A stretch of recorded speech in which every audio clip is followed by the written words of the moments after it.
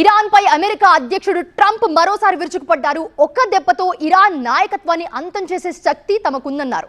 Iran మాజీ supreme leader Khamenei అంత్యక్రియల సందర్భంగా Trump చేసిన వ్యాఖ్యలపై తీవ్ర దుమారం చెలరేగుతుంది. ఇప్పుడు ఇరాన్ నాయకత్వాన్ని అంతం చేస్తే చర్చలు జరపడానికి ఎవరూ మిగలరని ట్రంప్ వ్యాఖ్యానించారు. ఖమేనీ అంత్యక్రియల నిర్వహణకు వారం రోజుల గడువు ఇచ్చినట్టు తెలిపారు ఆయన. యుద్ధంలో ఇరాన్ సర్వం కోల్పోయిందన్నారు ట్రంప్. తమతో ఒప్పందానికి ఇరాన్ నాయకత్వం తహతహలాడుతోందన్నారు. ఖమేనీ అంత్యక్రియల్లో ఏడుస్తున్న జనాన్ని తాను అసహించుకుంటున్నట్టు వివాదాస్పద వ్యాఖ్యలు చేశారు ట్రంప్. ఇరాన్ ప్రజలు ఏడవడాన్ని తన నమ్మడం లేదని చెప్పారు. బహుశా అవి నకిలీన కన్నీళ్లు కూడా కావచ్చన్నారు ట్రంప్.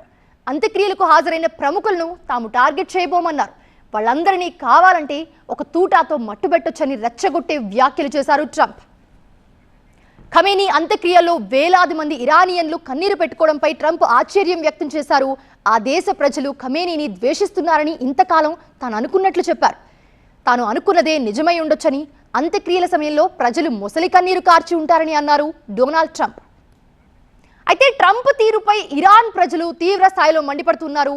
ఖమేనీని హత్య చేసిన ట్రంప్ను అంతం చేయాలని అంత్యక్రియలకు హాజరైన జనం నినాదాలు చేస్తున్నారు అక్కడ.